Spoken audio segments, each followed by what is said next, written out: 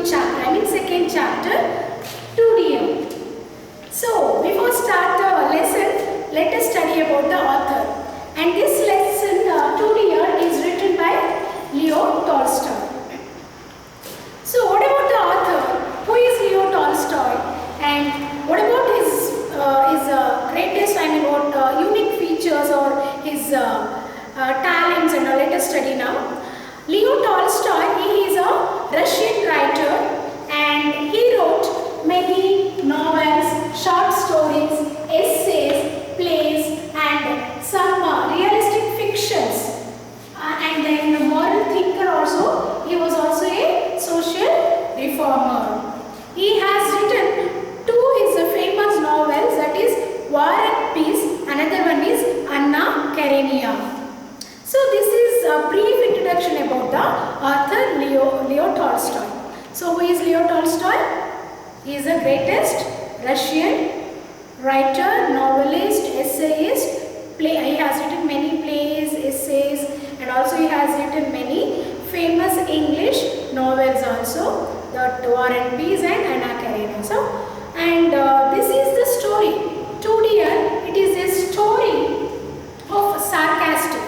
So story, sarcastic means we know that it's an ironical story. So ironically means indirectly we are conveying the message about something. So here, what exactly the theme of the story means that, what is the intention of the author is that,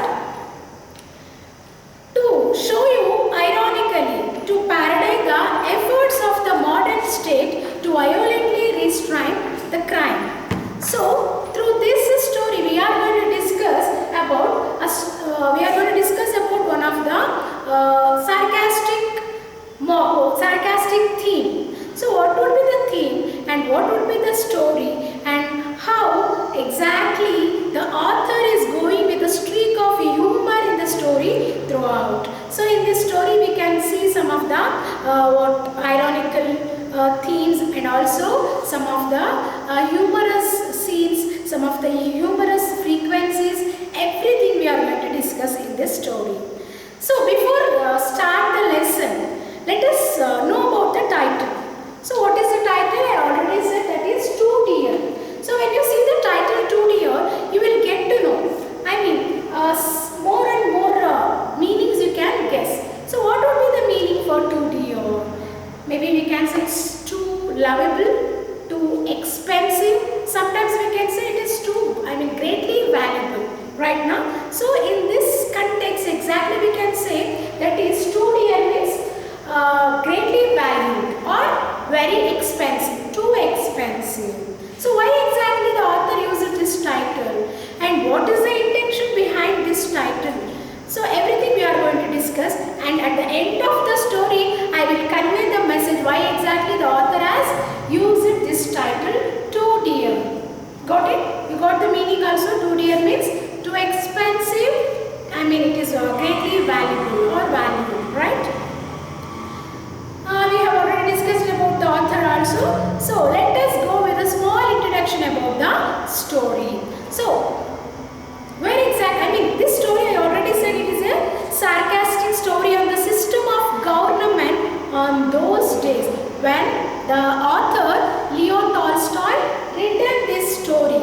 On those days it was a very ironical way to express how such governments were dealing with some of the systems in the government, in the state.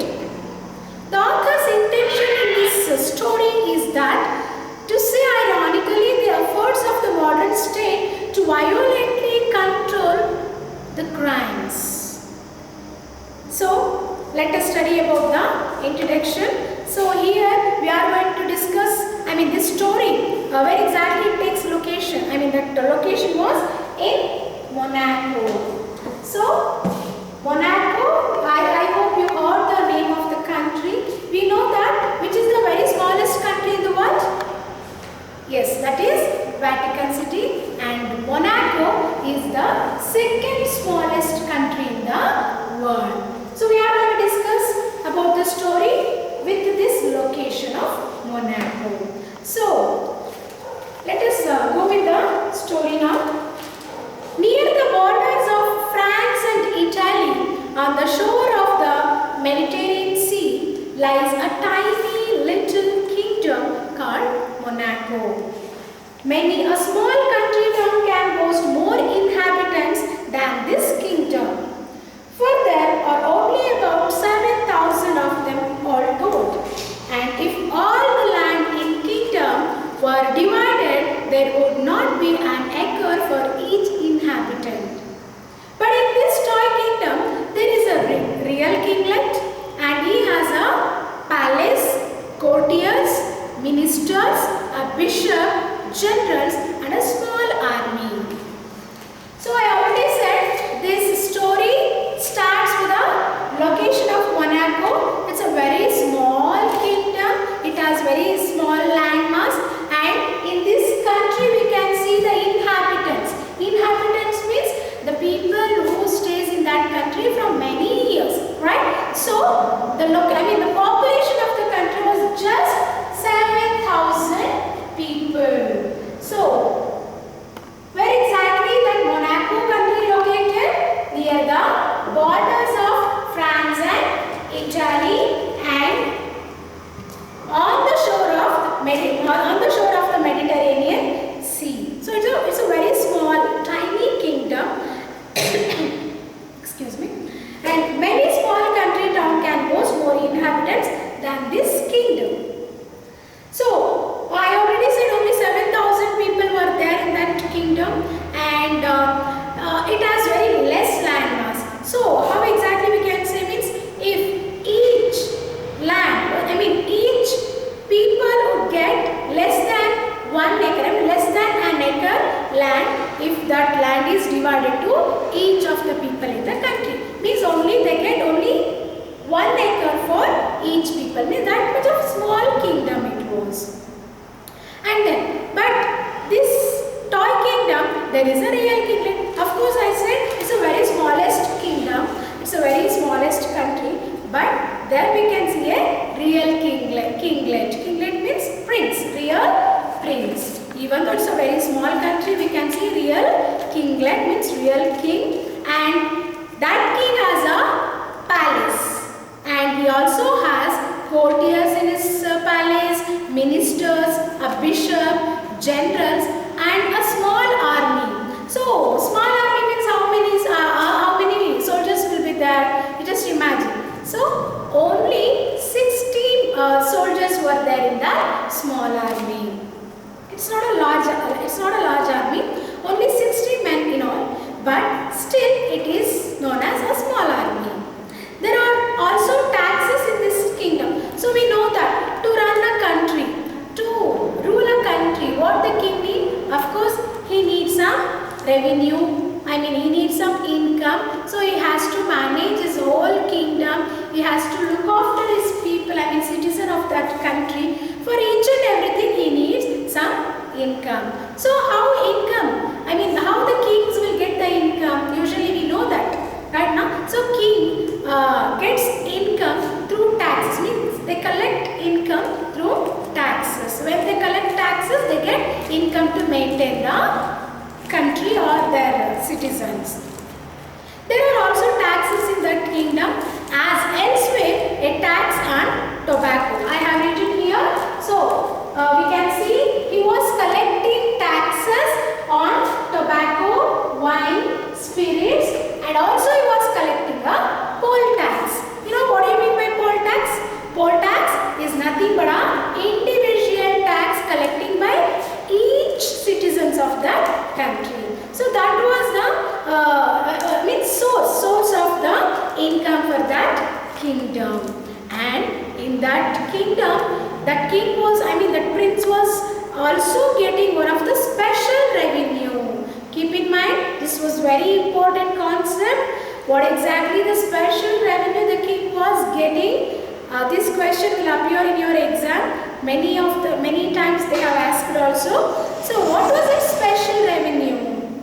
That special revenue was that he was getting that special revenue from a gaming house. You know that gambling business right now? So gaming house.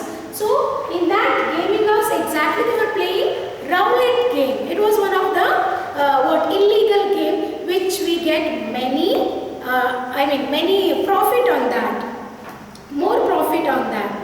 And wine, spirits, through this also he was collecting taxes. But though the people there drink and smoke as people do in other countries, there are so few of them that the prince would have been hard put to feed his courtiers and officials to keep himself in a good way. So why he was collecting all those things? I already said he was collecting all the taxes to look after his kingdom, to look after his people, courtiers, because he has to manage all these things. He has to go with many official ceremonies and all.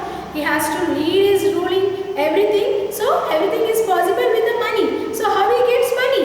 Through this taxes. So I already said this special revenue comes from gaming house. So people play in that gaming house, whether they win or lose. So what happens? The keeper of that gaming house gets a percentage on the turnover of that gaming house, and out of his profits he pays a large sum to the prince. So what happens in that gaming house?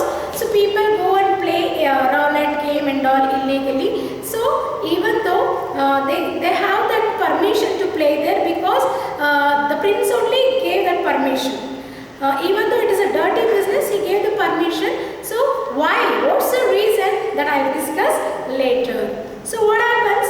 Even the people go to that gaming house, they play there and they win. Sometimes some people will win, sometimes they lose. Even they win or lose, but the keeper who was managing that gaming house, he was getting profit frequently. Okay, means he was getting more profit, and that keeper was paying more money to the prince of the Monaco. That was the special income for the prince. Then what happens? The reason he pays so much is that it is the only such gambling establishment left in Europe. So why exactly the keeper of the gaming house paying more money to the prince? What was the reason? Means that was the only gaming establishment left in Europe, and other gaming houses in European countries were completely forbidden. Such gambling houses were forbidden in other countries of the Europe except Monaco. So that rises the question, why exactly in the Monaco kingdom only that gaming house got that monopoly to run that business, even though that is a dirty business, even though it's an illegal activity, but it got that permission to go with. So what was the reason? That question arises right now. So what was the reason? Means let me clarify that. Actually, we know that many of the European countries, they are, they have that republican government, means democratical government. But when it comes to Monaco, it is completely based on monarchical government. Did you get my point? Monarchical government means what? It's not like republic government. It is completely based on the prince, means the whole powers of the whole country centralizes in the hands of the prince. So whatever the decision, whatever he wants to take, he only have that complete monopoly power in him. So he can go with whatever the rules he wants inside his kingdom. So Monaco is completely based on monarchical based government. So because of that reason we can say Monaco had that only, means Monaco country has that only monopoly establishment right in the, about the gaming house. So that is the reason why the keeper was paying more money to the prince with the profit which he was gaining from the gaming house. Some of the little German servants used to keep gaming houses of the same kind, but some years ago they were forbidden to do so. Why? What's the reason? They were stopped was because these gaming houses did so much harm. A man would come and try his luck, then he would risk all he had and lose it. Then he would even risk money that did not belong to him and lose that too. And then in despair means when he loses all hope, he would down or shoot himself. So the Germans forbade the rules to make money in this way. But there was no one to stop the Prince Monaco, and he remained with the monopoly of the business. Why exactly German people forbidden these gaming house? You know why? I already said in German countries they forbidden this gaming house dirty business because in German sovereigns more people usually go to that gaming houses. They play. Sometimes some people will lose the money and they lose their family, their whole wealth, whatever they had, everything. So at the time what happens when they lose, definitely they go under some depression, they go under some despair, they lose complete hope on their lives. So that's why sometimes what happens, they use it to sometimes they would drown completely, they go under economical crisis, and sometimes what happens, they decided to go under suicide, to commit suicide, sometimes shoot themselves like that. So what happens? So such things we can be considered, they are all very harmful things.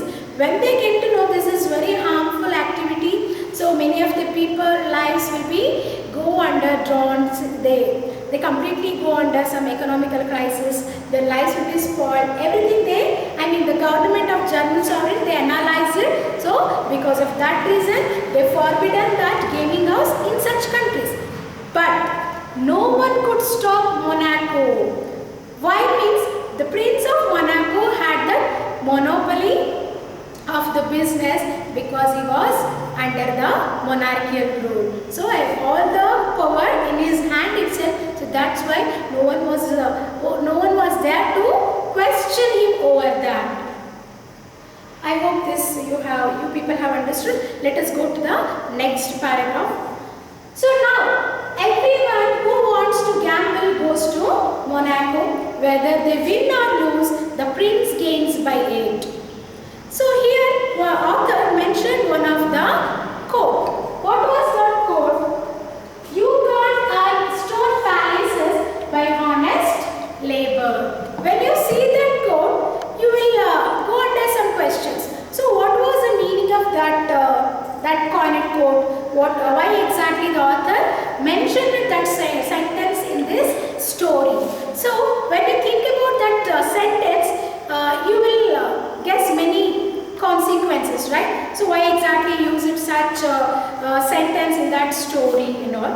So what was the meaning of that proverb? Actually, it's a proverb. So what exactly the message that proverb can conveys? Let us think. So you can't earn stone palaces by honest labor. It means even the Prince of Monaco knows that gambling is a dirty business. Okay. So he knows that gambling is a dirty business. It's an illegal activity, but still he never thought to stop that business. You know why? Because he badly needs the money to maintain his kingdom. He has to maintain his kingdom. He has to maintain his ministers, courtiers, his army. He has to feed everything. But also he has to go under some official ceremony of how that real kings go under. So to maintain all these things, the king decided not to stop the gambling business.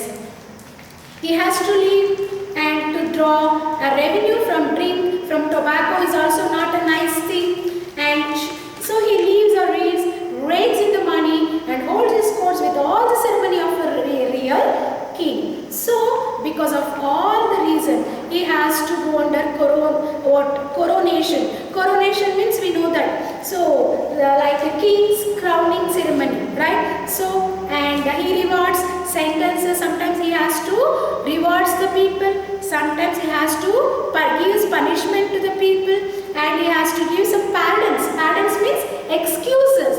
And he also has his reviews, councils, law courts, justice, just like other kings, only all even though smaller king, the smaller king, he has to maintain everything. So without money, can he do that? No. So because of that reason, even though he knows it's a dirty business, he didn't try to stop that gaming business in his kingdom. Then, what happens? Unfortunately, in that kingdom, the Monaco people were very peaceable and they were very innocent. Till then, there were no criminal activities in that country. Suddenly, unfortunately, what happens? A few years ago, that a murder was committed in that toy kingdom. The people of that kingdom were peaceable, and such a thing that had not happened before. The judges assembled with much ceremony and tried the case in the most judicial manner. There were judges, prosecutors, jurymen, barristers, and everybody gathered to discuss over that criminal activity. I already said the people of the Monaco were very peaceable, very innocent. So till then there were no any criminal activities had happened. But unfortunately, one of the criminals had committed a murder in that kingdom. So everybody got confused. So that was never happened in that country. So now one of the rascal committed a murder. Then how to punish that criminal and what are the procedures they have to go under to punish the criminal. So let us study about that. After that murder happened, they arrested that criminal and all the judges assembled in the king's court.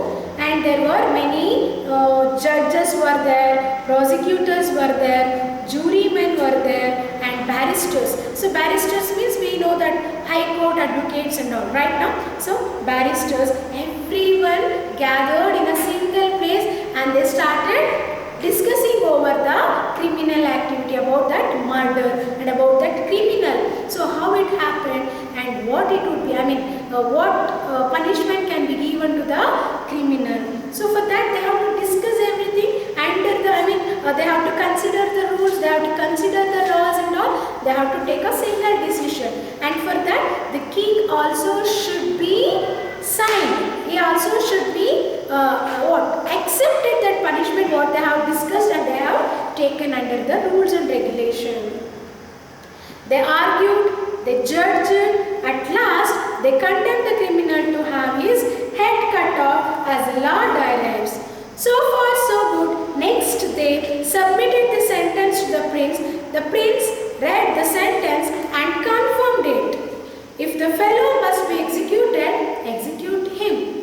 This was the statement, the sentence were given by the king.